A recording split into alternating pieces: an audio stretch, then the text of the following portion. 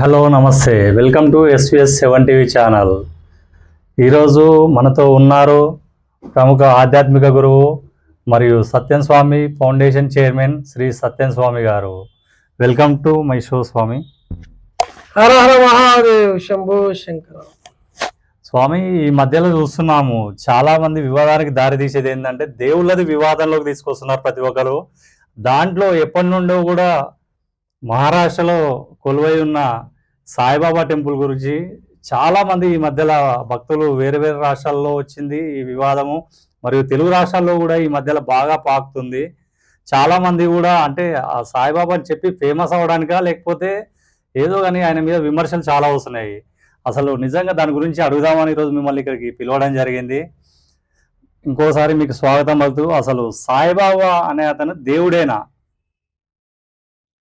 చాలా చక్కటి ప్రశ్న. ఈ సాయిబాబా దేవుడా అది కాదా అన్నది ఈ పబ్లిక్ అంటే వాళ్ళకు అవసరం లేదు. ఎవరు నమ్ముకున్నది వాళ్ళకు, వాళ్ళ నమ్మకం వాళ్ళకు కాపాడుతుంది.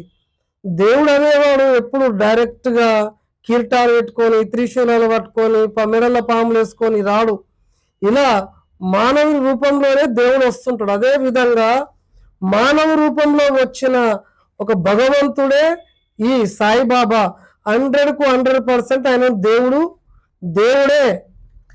అదే దేవుడు అయితే మామూలుగా హిందువులో మామూలుగా గుడికి వెళ్తాం, కానీ అక్కడ దర్గాలో పెట్టి అంటే ఈ హిందువులని ఆకర్షించడానికి అదేమన్నా ఒక మాఫియా లాగా ఏర్పడ్డదా, లేకపోతే దాని మీదనే వివాదం కొనసాగుతుంది? అసలు ఈ దర్గా ఎందుకు, ఈ మసీద్ ఎందుకు, ఈ సబ్కా మాలిక్ ఏక్ హై అంటుండు, కానీ సబ్కా మాలిక్ ఏక్ హై అని అల్లా అంటుండు తప్ప వేరే ఏ దేవుని కూడా కొలవట్లేడు.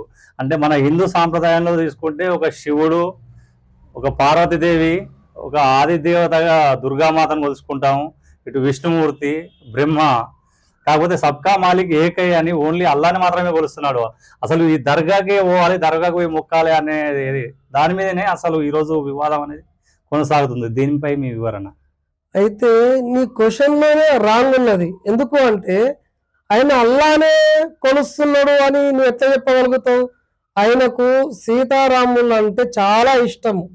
సీతారామ కళ్యాణం జరిపిస్తాడు, ఒక ఆంజనేయ స్వామికి మొక్కుతాడు, ప్రతి దేవుళ్ళని మొక్కుతాడు. అల్లానే కొలుస్తాడు అన్నది రాంగ్ ముచ్చట. అప్పట్లో ఆయనను స్టార్టింగ్లో ఎవరు కూడా మొదట నమ్మలేదు. ఆయనకు నివాసంగా ఒక పాడుబడ్డ మసీదును ఎంచుకొని దాన్ని శుభ్రం చేసి దాన్ని నివాసంగా మార్చుకొని అక్కడ ఉండి చేయడం వల్ల ఆ మసీదు తన ఒక స్థానం అయిందే కానీ అప్పట్లో నమ్మి ఆయనకంటూ స్పెషల్గా ఏదన్నా స్థానం ఇస్తే అప్పట్లో దాంట్లోనే ఉండేటోడు. ఎవరు నమ్మలేదు అప్పట్లో. స్టార్టింగ్లో మసీదులో ఎవరు పోతలేరు అన్న ఉద్దేశంతో మసీదును అలా స్థానంగా మార్చుకున్నాడు.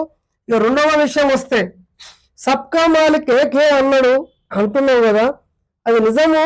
సబ్కా మాలిక్ ఏకి అంటే ఆ భాషలో అందరికీ ఒక్కడే భగవంతుడు అని దాని అర్థము. అప్పుడు ఆయన ఉండే ప్లేస్లో అక్కడ ఉన్న చుట్టుపక్కల అప్పుడు అదే హిందీలో మాట్లాడుతున్నారు, వాళ్ళ భాష అదే కాబట్టి అదే భాషలో చెప్తున్నారు. మీరు తెలుగులో వచ్చి మీరు మన తెలుగు భాషలో భగవంతుడు ఏంటంటే అంతా ఒక్కటే అయ్యా, భగవంతుడు ఒక్కడే అని చెప్పటోడు. కాబట్టి ప్రతి దానికి అర్థాలు పదార్థాలు ఉంటాయి. మీరు తప్పుగా అర్థాలు చేసుకోవద్దు. నేను ఇంకా కొంతమందికి చెప్తున్నా, మీకు పని పాట లేక మీరు ఫేమస్ గానికి సనాతన ధర్మము అని మాట తీస్తుంటారు. చాలా తప్పు. సనాతన ధర్మము మాట్లాడే అర్హత ఎవరికీ లేదు. ఉన్నది అంటే నీకు ఆ అర్హత ఉన్నది అంటే ఎదుటి వ్యక్తి నువ్వు క్రిస్టియన్స్ అని, నువ్వు ముస్లిం అని వీళ్ళ మీద రాళ్ళేసుడు విమర్శలు చేయడము సనాతన ధర్మంలో లేదు.